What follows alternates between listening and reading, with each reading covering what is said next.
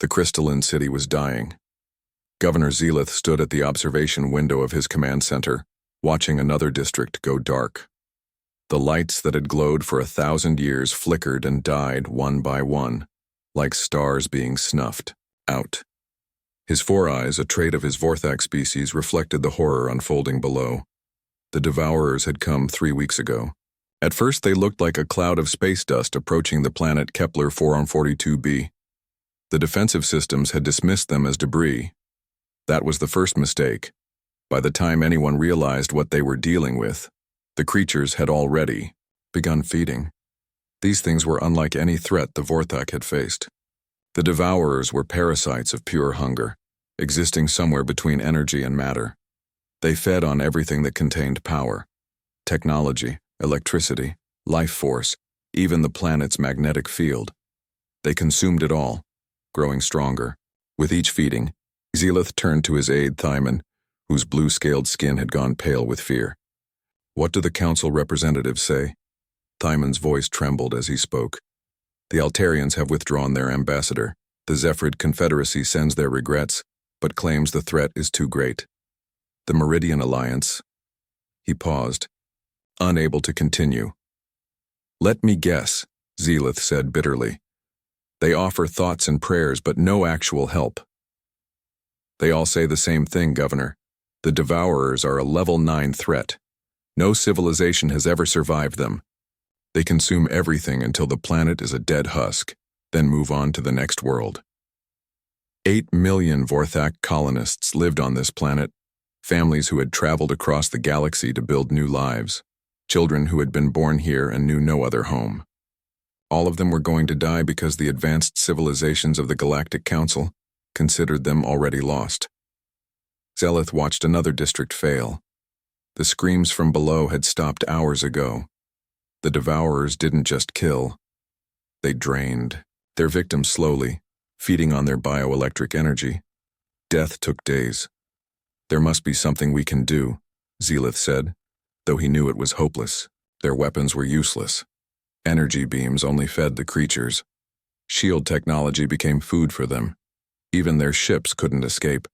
The moment they powered up their engines, the Devourers swarmed them, draining their power cores in minutes. Thyman pulled up a holographic display showing the planet.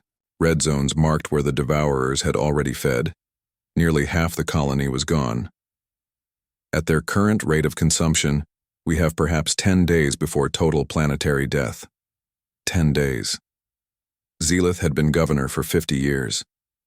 He had weathered storms, dealt with pirate raids, negotiated trade disputes.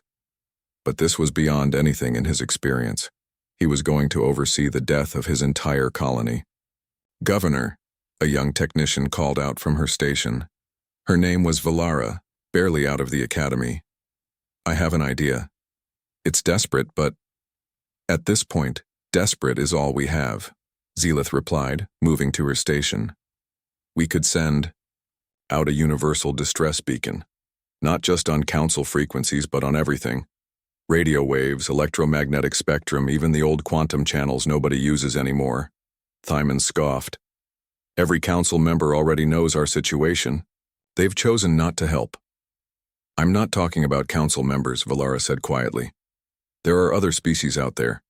Species the council hasn't contacted or has rejected for membership. If we broadcast wide enough, maybe someone else will hear." Zelith understood the implications. The Galactic Council controlled official communications. Broadcasting outside their channels was technically illegal. But what did laws matter when everyone was going to die anyway? "Do it," he ordered. Valara's tentacles flew across her console, configuring the broadcast. The message was simple.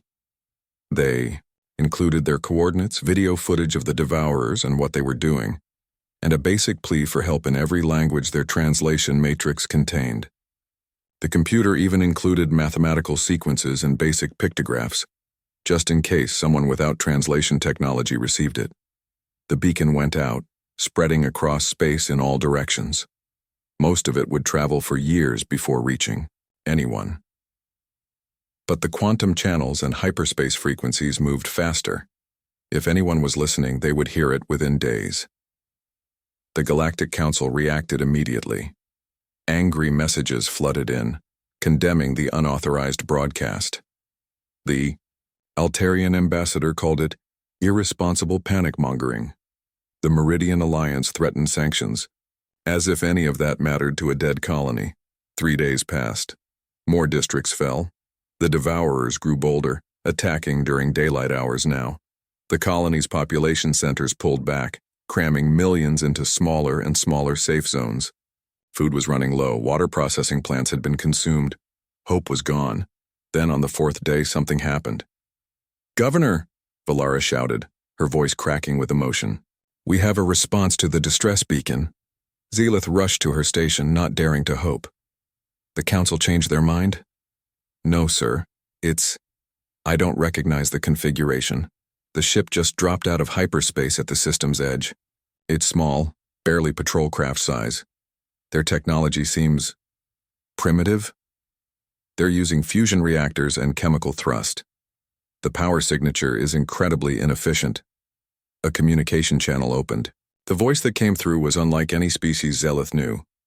The translator struggled for a moment, then produced words in Vorthak. "Vorthak Colony, this is Captain Jake Murphy of Earthship Defiant. We received your distress call. I'm reading massive energy disruption on your planet. Are those the hostiles mentioned in your beacon?" Zealith found his voice. "Yes, Captain Murphy. But you should know. The Galactic Council has classified this as a Level 9 threat. Every advanced civilization has refused to help. These creatures consume energy itself. Your ship, they'll drain it in seconds if you get close." There was a pause. Then the human captain spoke again, and Zealith could swear he heard amusement in the translated voice. "Governor, with all due respect to your Galactic Council, they haven't met humans before. We received a distress call from 8 million souls. We don't leave people behind. My ship is just the first. I've already sent word back to Earth. The fleet will be here soon." "Fleet?" Zealith asked, hardly daring to believe it. "How many ships?" "How many do you need?" Captain Murphy replied. "Look, Governor, I'm reading your tactical data now. These Devourers feed on energy, right? Well, humans have been fighting wars long before we discovered fusion power. We've got some old tricks that might surprise these things. Hold tight. Help is coming." The connection ended. Zealith stared at the display showing the small Earth ship holding position at the system's edge. It was laughably small compared to Council vessels. Its technology was centuries behind. By all logic, it stood no chance against the Devourers, but for the first time in weeks, Zealith felt something he thought was dead. Hope. These humans, whoever they were, had heard their plea and come anyway. They knew the danger, and came anyway. When the entire Galactic Council had written them off, this one small primitive ship had answered. Thyman looked at the readings in confusion. "Governor, their ship, it's broadcasting something on radio frequencies. Some kind of rhythmic sound pattern with heavy percussion. The translator can't make sense of it." Zealith listened to the strange sounds echoing through their speakers. It was unlike any music the Vorthak knew, aggressive and primal. Later, he would learn the humans called it rock music, and that Captain Murphy always played it before a fight. "Sir," Valara announced, her voice filled with wonder. "I'm detecting hyperspace ruptures, multiple contacts. They're using the same primitive jump technology as the first ship." On the display, space began tearing open. Ship after ship emerged, each one as crude and powerful as the first. The humans hadn't lied. They had brought a fleet, the most dangerous. Beings in the galaxy had heard their plea, and they had come to help. Governor Zealith couldn't believe what he was seeing. The space around Kepler 442b looked like it was being torn apart. Hyperspace ruptures opened one after another, and from each one came more human ships. They weren't sleek or beautiful like the vessels of the Galactic Council. These ships were angular, blocky things made of metal and composite armor. They looked like they had been built for war and nothing else. 24 hours had passed since Captain Jake Murphy's small ship arrived. Now Zealith counted 60 human vessels of various sizes. Some were clearly military, with huge guns mounted on their hulls. Others looked like cargo ships that had been modified with weapons bolted onto their frames. There were even what appeared to be mining vessels, their drilling equipment replaced with missile launchers. The largest ship positioned itself at the center of the fleet. The computer identified it as the Resolute, a battleship by human standards. It was tiny compared to a Council dreadnought, but something about it radiated menace. Maybe it was the skull and crossbones painted on its hull, or the rows of weapon ports that lined its sides. A new communication channel opened. This time a human female appeared on the screen. She had short gray hair and eyes that seemed to look right through Zilith. Her uniform was different from Captain Murphy's, decorated with more insignia. Governor Zilith, I'm Admiral Catherine, Price commanding the Earth Relief Force. Captain Murphy has briefed me on your situation. I need complete telemetry on these devourers. Everything you have. Their movement patterns, feeding behaviors, weaknesses you've observed. Zilith's aide, Thyman, whispered urgently. Governor, should we share our data with these primitives? Their technology is so backward. What could they possibly do that the Council couldn't? But Zilith was watching the human fleet deploy. They moved with practiced precision, forming defensive lines and overlapping fields of fire. Smaller craft launched from the bigger ships. Fighters and bombers, the computer labeled them, though they looked impossibly fragile. No energy shields, just armor plating and engines that burned chemical fuel. Send them everything, Zilith ordered. He turned back to the Admiral. Admiral Price, I'm transmitting our data now, but I must warn you, these creatures are unlike anything you've faced. They consume energy itself. The moment you fire an energy weapon or raise shields, they'll swarm you and drain your ships dry. Admiral Price smiled. It wasn't a pleasant smile. Governor, humanity has been killing each other for thousands of years. We've gotten very creative about it. Energy weapons are nice, but we've got older methods that might surprise these things. She turned to someone off-screen. Deploy the combat engineers. I want a defensive perimeter around the colony's main population centers, and tell the bomber wings to load kinetic payloads. No energy weapons until I say otherwise. Zilith watched in fascination as smaller human ships descended toward the planet. They moved fast and aggressive, ignoring the elegant flight paths that Council ships would use. These humans flew like they were in a race, burning hard and making sharp turns that must have been crushing their crews with gravitational forces. One of the colony's sensor technicians called out in alarm. Governor, a devourer swarm is moving toward the human fleet. Estimated contact in 3 minutes. This was it. The humans would learn what everyone else had learned. The devourers couldn't be stopped. Their ships would be drained and dead within moments of contact. Admiral Price's voice came over the comm, calm and controlled. All ships, weapons free. Remember, kinetic rounds only. Let's show these energy eaters what happens when you bring a knife to a gunfight. Zilith didn't understand the reference, but what happened next left him speechless. The human ships opened fire, but not with energy beams or plasma bolts. They fired solid projectiles, chunks of metal accelerated to incredible speeds. The space between the fleet and the devourers filled with what looked like a metal storm. The devourers, used to absorbing energy attacks, ran straight into the barrage. The kinetic rounds tore through them like paper. Black ichor sprayed into the vacuum as the creatures were literally ripped apart by the impacts.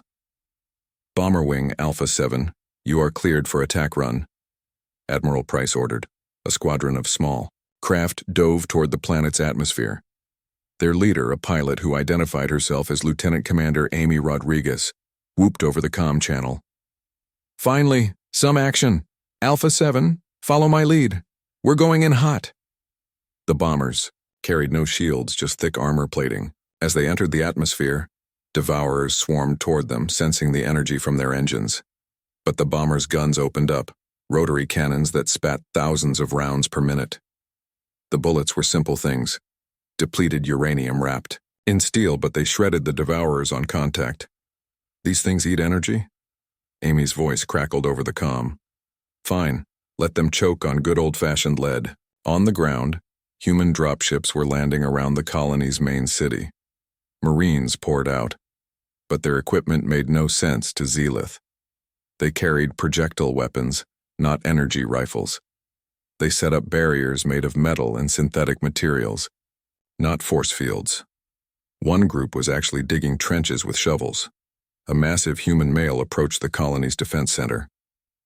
His armor was scarred and battered like he had worn it through 100 battles. "I'm Colonel Bill Harrison, Earth Marines," he announced. "I need to speak with whoever's in charge of ground defense." The Vorthak defense commander, a veteran, named Khalith, looked at the human with confusion. "Colonel, your equipment, where are your shield generators, your plasma cannons?" Bill Harrison grinned. "Don't need them. These devourers eat energy, right? Well, we're going old school. Bullets, bombs, and blades. Nothing for them to eat but metal moving very fast." He pulled out a device that looked almost primitive. "This here is what we call a claymore mine. It's basically a shaped charge that shoots 700 steel balls in a specific direction. No energy, just chemistry and physics. As if to demonstrate, a group of devourers approached the human perimeter. The Marines didn't panic. They opened fire with their projectile weapons, the sharp crack of gunfire echoing across the colony. The devourers, expecting to feed on energy, weapons were torn apart by the kinetic impacts. "I love it when the enemy doesn't know what bullets are," one Marine shouted, laughing as he reloaded his weapon. Up in space, the battle was intensifying. More devourer swarms rose from the planet's surface, drawn by the human ship's emissions. But the humans had expected this. They launched missiles, not the sophisticated smart weapons of the Council, but simple rockets with nuclear warheads. The explosions lit up the space around the planet. The devourers caught in the blasts were vaporized, not by energy they could consume, but by the raw kinetic force and radiation of nuclear fission. Captain Jake Murphy's voice came over the fleet comm. "Admiral, I'm reading a massive signature rising from the northern continent. Whatever it is, it's big." The sensors showed it clearly. A devourer queen, a creature the size of a small city, was emerging from underground. This was what had been coordinating the swarms, the source of the infestation. Council records showed that no civilization had ever killed a queen. They were too powerful, consuming entire fleets before they could get close. Admiral Price studied the reading. "All ships concentrate fire on that queen. Full kinetic bombardment." Though, human fleet turned their guns toward the planet. Railguns charged up, accelerating metal slugs to significant fractions of light speed. Mass drivers loaded with asteroids the mining ships had collected. Even the cargo vessels contributed, launching containers filled with metal debris. The bombardment was unlike anything Zalith had ever seen. It wasn't elegant or sophisticated. It was raw, brutal application of force. Tons of metal rained down on the Queen at velocities that turned them into kinetic weapons of massive destruction. The Queen tried to feed on the energy of the impacts, but there was no energy to consume, just mass and velocity. The rounds tore into its body, each impact creating craters in its flesh. It screamed, a psychic wail that made every sentient being in the system grab their heads in pain. But it wasn't enough. The Queen began to move, heading toward the human fleet. If it reached them, it would drain every ship in minutes. Captain Murphy's voice cut through the chaos. "Admiral, request permission to engage at close range." "Negative, Captain. That thing will drain your ship instantly if you get close." "Not if I'm moving fast enough," Jake replied. "Besides, I've got an idea. It's crazy, but crazy might be what we need right now." There was a pause. Then Admiral Price spoke. "Captain, you're either the bravest or the stupidest officer in the fleet." "Why not both?" Jake laughed. "All hands, this is the captain. Prepare for ramming speed." Zelith watched in horror and awe as the small human ship accelerated toward the Queen. It was suicide. There was no way the ship could survive contact with a creature that size. But as the Defiant approached, it launched everything it had. Missiles, projectiles, even escape pods filled with explosives. The barrage created a path through the Queen's defensive swarms, and the ship dove through like a needle through cloth. At the last second, Jake's voice came over the comm. "See you on the other side." The Defiant plunged into the Queen's maw and detonated its fusion reactors. The explosion inside the Devourer Queen lit up the sky like a second sun. For a moment, everyone stopped fighting to watch as the massive creature writhed in agony. Its psychic death scream shattered windows across the colony and sent lesser devourers into chaotic spirals. Then, slowly, it began to fall, its city-sized bulk crashing into the empty wasteland it had created. A small escape pod shot out from the explosion, trailing smoke and fire. Inside, Captain Jake Murphy whooped with triumph as his pod's emergency thrusters fought to control his descent. His comm system crackled to life as he manually steered toward the human landing zone. Did anyone get the number of that bus? Jake laughed over the radio. Because I think I just got hit by a planet. Admiral Price's voice was a mixture of relief and annoyance. Captain Murphy, when we get back to Earth, you're either getting a medal or a court-martial. I haven't decided yet. Why not both? Jake replied as his pod crashed into the ground, kicking up a cloud of dust. Marines rushed to pull him from the wreckage. He emerged with a grin, his uniform singed but otherwise unharmed. With the Queen dead, the Devourers lost their coordination. They still attacked, but now they moved as individuals rather than swarms. This made them easier targets for the human forces, who had turned warfare against them into something resembling a sport. On the ground, Colonel Bill Harrison had established what he called kill zones around the colony. The Vorthak defenders watched in amazement as humans used tactics that seemed to come from ancient history. Trenches, barbed wire, and machine gun nests formed a defensive line that the Devourers couldn't breach. You see, Bill explained to Commander Khalith while loading his rifle, everybody gets so caught up in fancy technology that they forget the basics. These things eat energy? Fine. We'll kill them with metal and chemistry. A group of Devourers approached their position. Drawn by the bioelectric signatures of the defenders, Bill raised his hand, waiting until they were close. Steady, boys, let them come to us. When the creatures were within 50 meters, he dropped his hand. Light them up.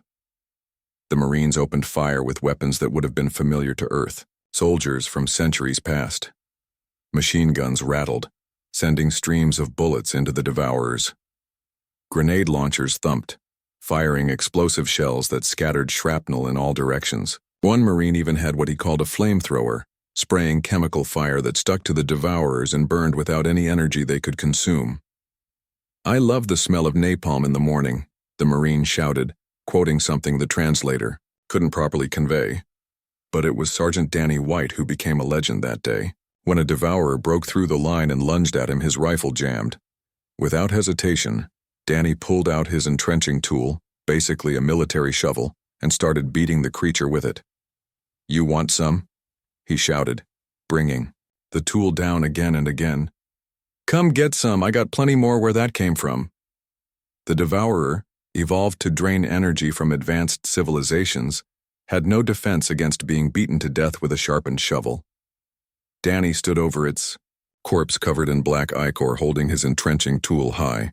The other Marines cheered, and even the Vorthak defenders found themselves joining in. In space, the human fleet had developed what they called turkey shoot tactics. Lieutenant Commander Amy Rodriguez led her bomber squadron in continuous attack runs, using the Devourer's attraction to energy against them. Okay, Alpha 7, she announced over her squadron's comm. We're going to play a game I like to call bait and switch.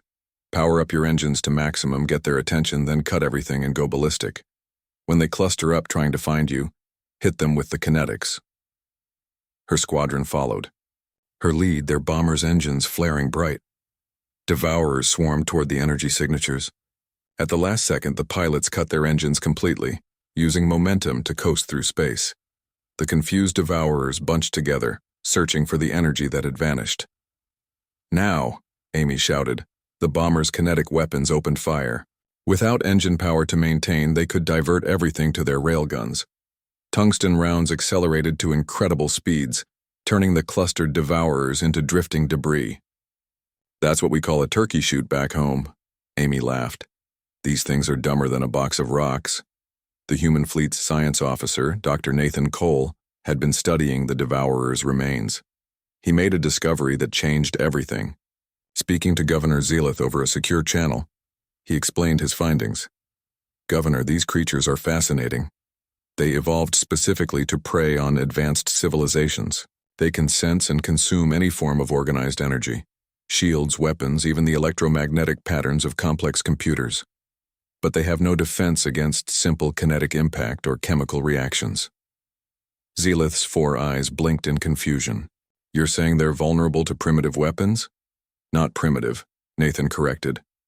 Basic. There's a difference. A rock thrown hard enough is still deadly, no matter how advanced your civilization. These devourers never encountered a species that would choose to use bullets when they had access to energy weapons. This gave the humans an idea that horrified and amazed the Vorthak in equal measure. They began producing weapons on site using the colony's manufacturing facilities. But instead of energy weapons, they made projectile rifles, chemical explosives, and even crossbows that fired metal bolts. Within hours, Vorthak defenders were being trained to use human weapons.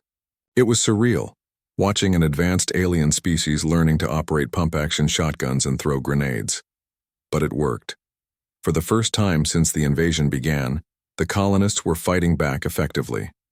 The humans also introduced psychological warfare that baffled everyone, including their allies. They painted their equipment with disturbing imagery like skulls, flames, and predatory animals. They played loud, aggressive music during battles. One Marine unit actually charged a devourer nest while screaming war cries that the translator refused to process, marking them as excessively profane. Ships in orbit began competing to see who could kill devourers in the most creative ways. The crew of the cargo hauler Stubborn Mule rigged a catapult on their deck that launched barrels of industrial chemicals at passing devourers. The mining Vessel Rock Hammer used their drilling equipment to fire superheated metal spikes. Even the medical frigate Mercy got involved, using their surgical lasers at minimum power to lure devourers into kill zones. Admiral Price watched all of this with a mixture of pride and exasperation. We're supposed to be a relief force, not a circus, she muttered to her aide. Should I order them to stop, Admiral? The aide asked. Catherine looked at the tactical display. Devourer numbers were dropping rapidly.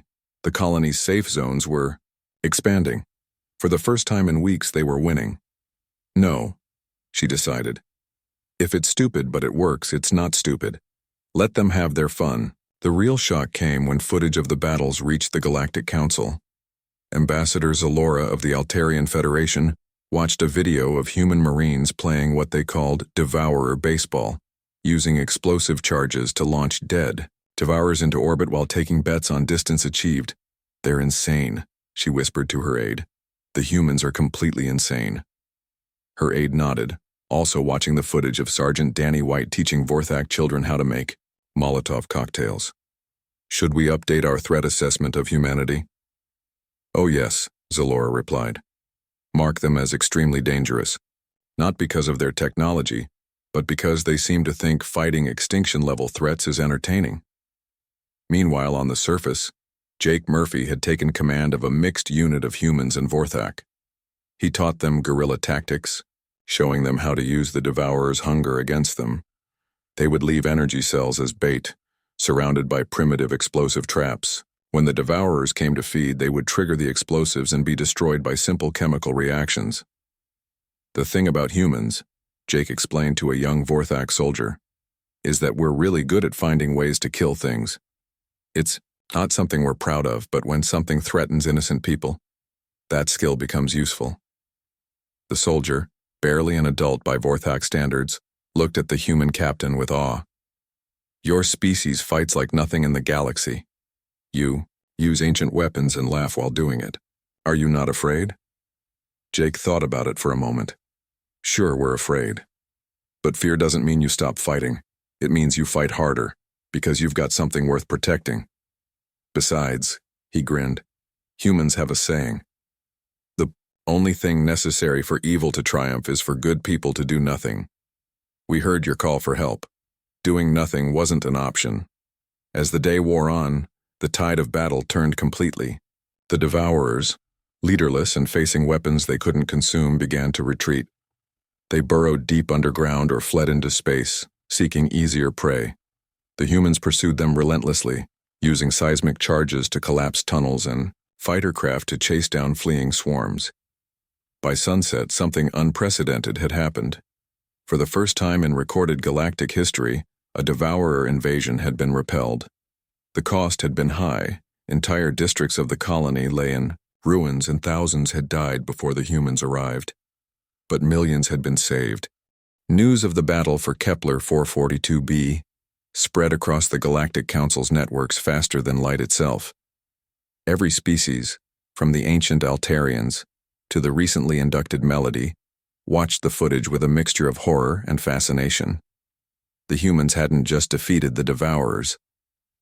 They had done it while laughing, competing, and treating the whole thing like some kind of violent festival. The Council's emergency session was called within hours of the last Devourer fleeing the system. The great amphitheater on the capital, world of Nexus Prime, filled with representatives from every member species. The topic of discussion was singular and urgent. What to do about humanity? Ambassador Zalora of the Altarian Federation took the speaking platform first. Her species was among the oldest in the Council, their technology so advanced it appeared almost magical. Yet her voice trembled as she addressed the assembly. Honored colleagues, we have all seen the footage from Kepler 442b. The humans responded to a distress call that we, in our wisdom, chose to ignore. They defeated a level 9 threat using weapons our museums classify as primitive artifacts. But what concerns me most is not their victory. It is how they achieved it. She activated a holographic display showing human Marines in combat. The image focused on one particular soldier who was dual-wielding shotguns while laughing maniacally as Devourers exploded around him. They enjoyed it, Zalora continued. The humans took pleasure in combat against creatures that have destroyed 17 civilizations. They turned warfare into entertainment. They painted disturbing imagery on their vessels. They played music that can only be described as aggressive noise. One of their units kept score of their kills and awarded what they called a trophy to the highest scorer. Murmurs rippled through the assembly. The Zephrid representative, a crystalline being named Quartz Echo, chimed in with harmonic tones. Perhaps we misjudge them. Their technology may be primitive, but their warrior spirit is beyond anything we have encountered. Warrior spirit? The Meridian Alliance representative, a gaseous being contained in an environmental suit, pulsed. With agitation. They used a sharpened digging tool to beat a devourer to death. They launched explosive barrels with improvised catapults. One of their medics was recorded using surgical tools as weapons while shouting something their translator marked as anatomically impossible suggestions. Back on Kepler 442b, the humans were unaware of the Council's debate. They were too busy helping with recovery efforts. The contrast between their combat behavior and their post-battle actions only added to the Council's confusion. Colonel Bill Harrison worked alongside Vorthak civilians, helping to clear rubble from collapsed buildings. The same hands that had assembled deadly weapons now carefully rescued trapped survivors. Marines who had been screaming obscenities while fighting now sang gentle songs to frightened Vorthak children. Dr. Nathan Cole had set up a joint medical facility where human medics worked to save Vorthak lives. The technology gap was challenging, but human field medicine, developed through countless wars, proved remarkably effective. They saved lives that Vorthak doctors had declared lost, using techniques that seemed impossibly simple. Your species confuses me, Governor Zealeth admitted to Admiral Catherine Price as they walked through the recovering colony. In battle, you're terrifying. You laugh at danger, you use violence like an art form, but now you're gentle, compassionate. How can you be both? Catherine stopped to watch a group of Marines teaching Vorthak children a game called baseball, using improvised equipment. The same Marines who had killed hundreds of Devourers were now carefully showing alien children how to hold a bat made from salvaged metal. Governor, humans have a dual nature, she explained. We can be the most dangerous thing you'll ever encounter or the most compassionate. It depends on the situation. When someone threatens innocent people, we become warriors. When the threat is gone, we become healers and builders. It's not a contradiction to us, it's who we are. She pointed to Jake Murphy, who was helping repair the colony's water treatment facility.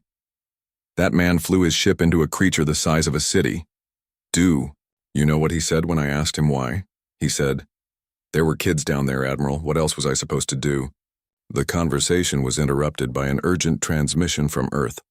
The image of Earth's United Nations Secretary General, Carlos Mendez, appeared on the screen. His expression was serious but not alarmed. "Admiral Price, the Galactic Council, has been observing our actions here. They're having what they call an emergency assessment of humanity. They seem concerned about our methods," Catherine snorted. "Let them assess. We saved 8 million lives while they sat on their hands." "I agree," Carlos replied, "but we should be prepared for their reaction. Some members are calling us a threat to galactic stability." "Sir," Jake Murphy had joined them, still covered in dirt from his repair work.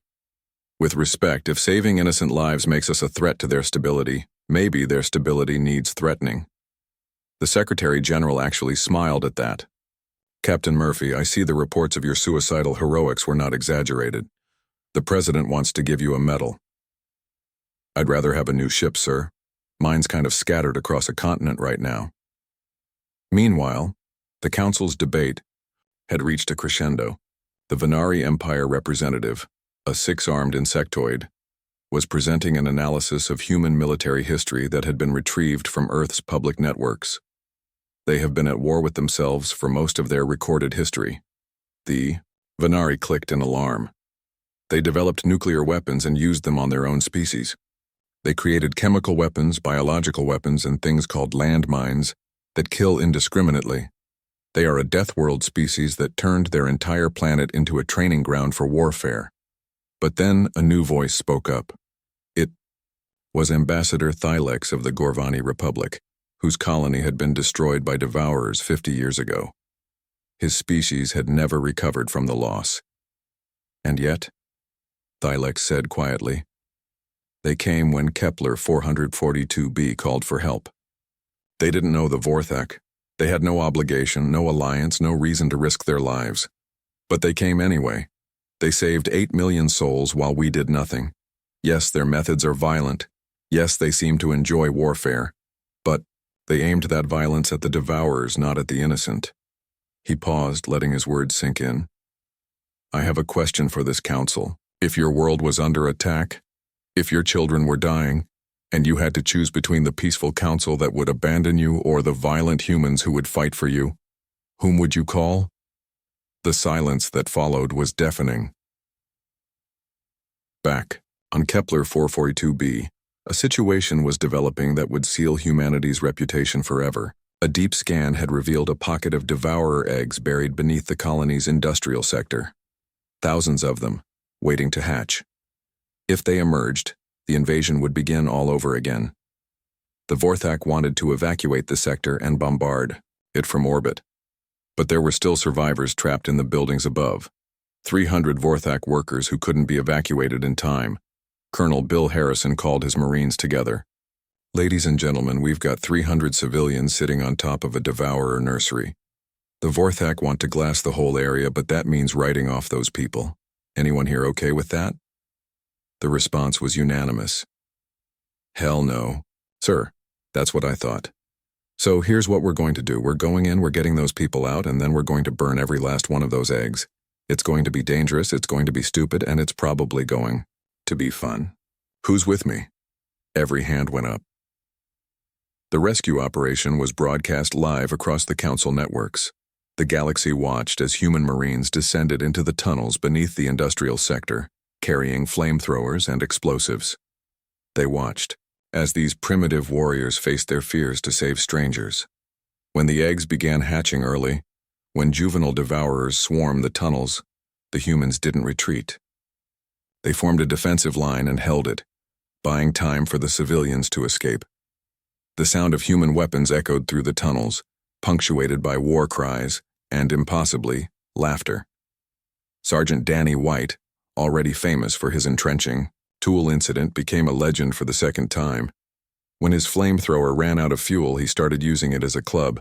When it broke, he pulled out grenades and began manually detonating them, throwing himself on one to save a group of Vorthak children. He survived, though badly injured. When asked why he did it, his response was broadcast across the galaxy. Kids are kids no matter what species. Someone's got to protect them. Might as well be someone too stupid to be scared. The operation was successful. All 300 civilians were evacuated and the Devourer nest was destroyed. 14 Marines were injured, 3 severely, but none were lost. The footage of humans literally carrying wounded Vorthak children on their backs while fighting off Devourers became the most watched video in Council space. The Council's vote on humanity was unanimous, though not in the way anyone expected. They declared humans too dangerous for standard membership, but created a new classification: protected warrior species. Humanity would not be part of the Council's political structure, but they would be under its protection. More importantly, they would... 6 months had passed since the battle for Kepler 442b. The colony had been rebuilt, stronger than before, with human-designed kinetic defense systems alongside their traditional technology. Children played in streets that had once been battlefields. Life had returned to normal, except for one significant change. Every Vorthak home now had 2 flags, their own, and the blue and green banner of Earth. Governor Zelith stood in his rebuilt office, reading reports from across the galaxy. The human intervention had changed everything. The Galactic Council's careful order, built over millennia, had been shaken by a species that painted skulls on their ships and charged into battle playing loud music. His aide, Thyman, entered with a concerned expression. "Governor, we're receiving a priority distress signal. It's from the Zephrid Confederacy.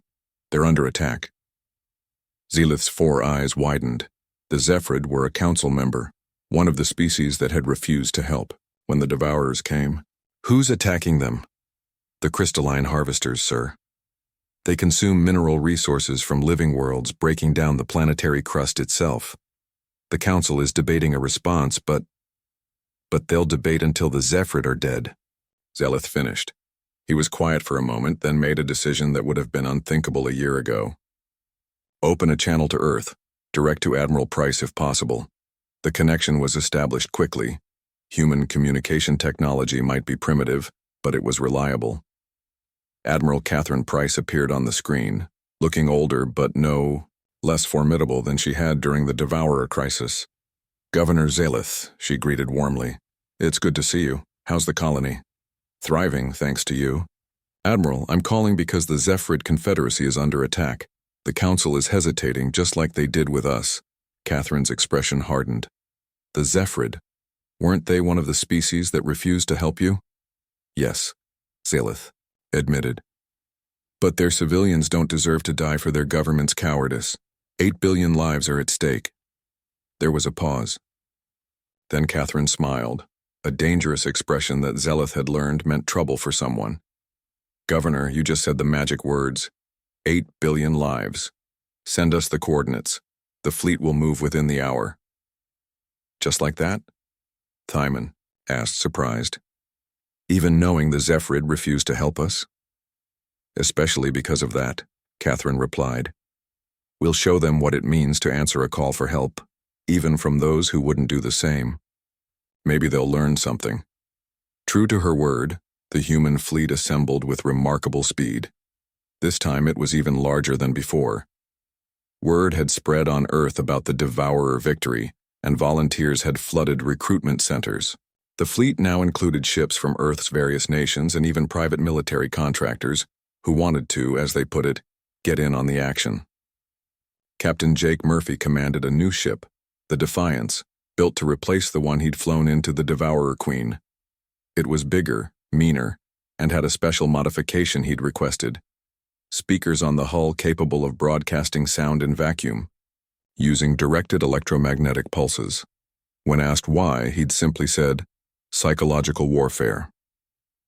The journey to Zephrid space took 3 days. During that time, the Galactic Council held continuous emergency sessions. The debate was fierce and pointless. Some members wanted to help but feared the harvesters. Others argued about jurisdiction and protocol. Meanwhile, the crystalline harvesters continued their consumption of Zephrid worlds. When the human fleet dropped out of hyperspace, they found a nightmare. 3 Zephrid colonies had already been stripped to the bedrock. The harvesters were massive crystalline beings, each one the size of a city block, moving in perfect geometric formations. They generated resonance fields that broke down molecular bonds, turning solid matter into consumable energy. The Zephrid defense fleet was in full retreat. Their energy weapons were useless against beings made of living crystal that could refract and absorb directed energy. Their shields meant nothing to creatures that could phase through matter at the molecular level. Admiral Price received a transmission from the Zephrid Supreme Commander, a being named Resonance Prime. The translation was tinged with desperation. "Unknown vessels, stay back. The harvesters cannot be stopped. They consume everything, save yourselves." Jake Murphy's laugh echoed across the fleet comm. "Cannot be stopped? Admiral, I think they haven't met humans before." "All ships," Catherine commanded. "Remember the briefing. These things are crystal, which means they're brittle if hit right. Kinetic weapons focus on resonance frequencies. Let's show these space diamonds what carbon-based life forms can do." The battle began differently than the Devourer conflict. The harvesters were intelligent, methodical. They moved in formations that maximized their defensive capabilities. When the first human kinetic barrage came, they shifted their crystalline structure to deflect the rounds. "They're adapting," Dr. Nathan Cole reported from his science station. "Their crystalline matrix is realigning to counter our attacks." "Then, we stop being predictable," Catherine replied. She turned to her comm officer. "Signal all ships, time for Operation Rock Concert." Jake Murphy grinned as he received the order. "Finally, all ships, this is Defiance. Cue the music." What happened? Next became legend across the galaxy. Every human ship began broadcasting sound at maximum volume. Not just any sound, but carefully selected frequencies that had been calculated to match the harvester's crystalline resonance. Death metal, industrial noise, and experimental music that most species considered auditory torture blasted across space. The harvesters reeled. Their perfect formations broke as the sound waves interfered with their molecular structure.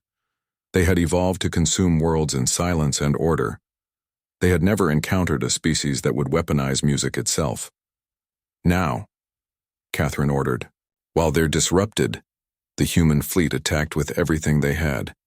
But this time they didn't use regular kinetic rounds. They fired specialty ammunition, tungsten rods wrapped in copper wire that generated electromagnetic pulses on impact, ceramic shells that shattered into microscopic shards, and even containers filled with industrial acid. Lieutenant Commander Amy Rodriguez led her bomber wing in what she called the universe's most expensive game of rock throwing. They collected asteroids from the system's belt, attached engines to them, and sent them hurtling at the harvesters at significant fractions of light speed. "Who needs fancy weapons when you have rocks and gravity?" She laughed as a kilometer-wide asteroid shattered a harvester formation.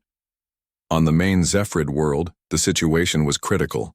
Harvesters had landed and begun consuming the capital city. The Zephrid government was preparing to evacuate, abandoning billions of civilians. Colonel Bill Harrison would have none of it. "Marine drop pods, prepare for insertion. We're going to show these crystal boys what happens when you mess with people under human protection." "Sir," his aide protested, "we're not technically protecting the Zephrid. They're not our allies." Bill looked at him with disappointment. "Son, there are 8 billion civilians down there who are going to die if we don't act.